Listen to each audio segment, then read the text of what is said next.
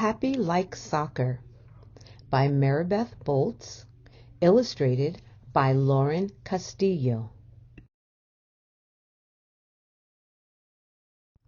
Happy Like Soccer. Nothing makes me happy like soccer, picked for this new team with these shiny girls. My shoes have flames and my ball spins on this spread out sea of grass with no weeds, fields with no holes, and real goals, not two garbage cans shoved together like in the lot by my apartment, where soccer means any kid who shows up can play. But nothing makes me sad like soccer too, because the restaurant where my auntie works is busy on Saturdays, and she can't take time off for something like a soccer game. Early every game day, my auntie looks me over good, brushes my hair, rubs my legs with lotion. She says, "Have fun and play hard, Sierra." I smile, but when she hugs me goodbye, I know she can feel me low around the edges. Then my ride comes, filled with laughing girls who know the jokes I don't. We weave past the empty lot and through my neighborhood and outside the city, where the buses don't run. When the game starts, I do play hard and I do have fun, but my eyes have their own mind, spying the sidelines where families sit on blankets and wave from fold-out chairs.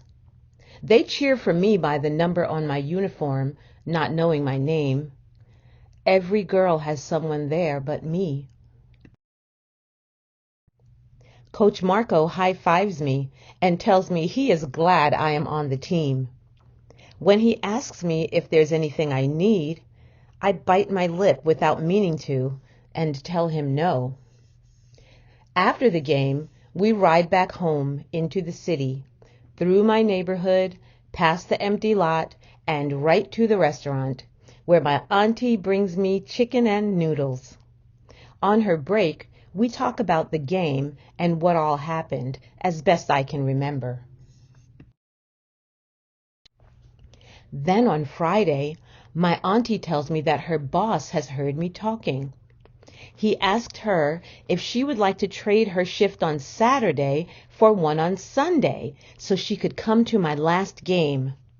"What did you tell him?" I asked. My auntie laughs. I said yes, of course I would. Then we dance a made-up dance in the kitchen and bake a cherry cake the way we always do when there's celebrating going on.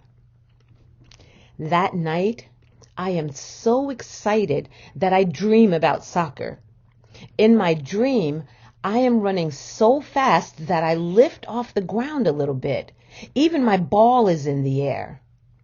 "Flying dreams mean you're feeling fine," my auntie says in the morning, and she is right.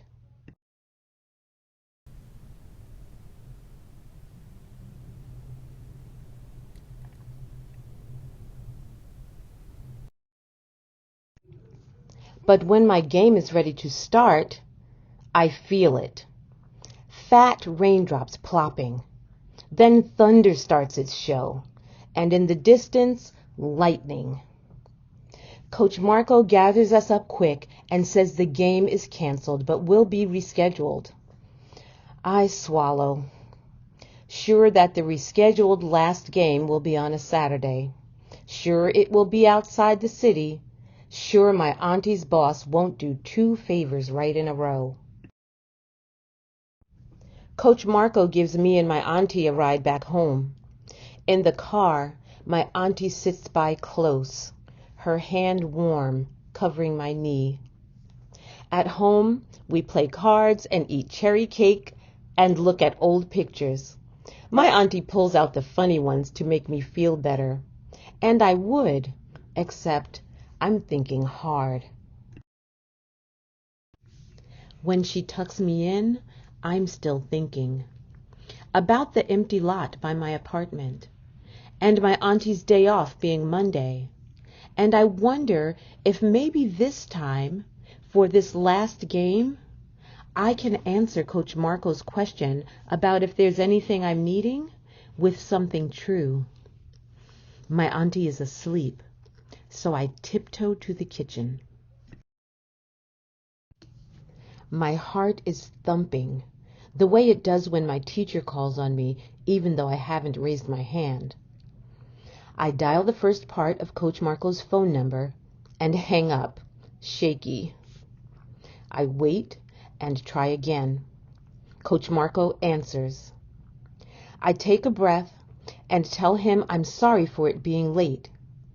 And then I say my idea fast and all run on.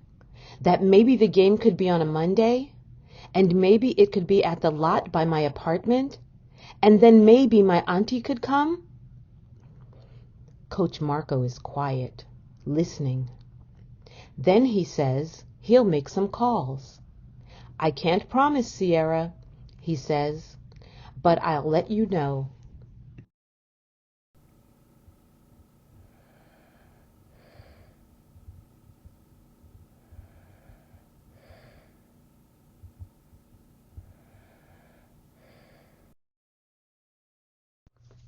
Later, Coach Marco shows up at the lot to see for himself and tells me that my idea was a good one. This will work for everyone, he says, smiling.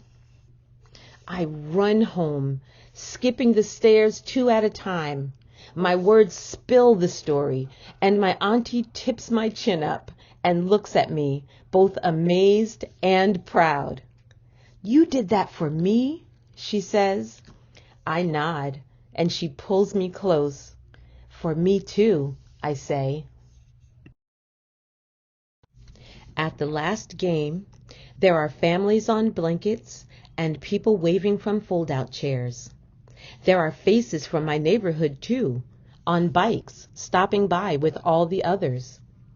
And I hear my name because they know me, not just my number. And above the rest, I hear my auntie's strong voice cheering me on. And I run so fast that this time I know for real that I am flying.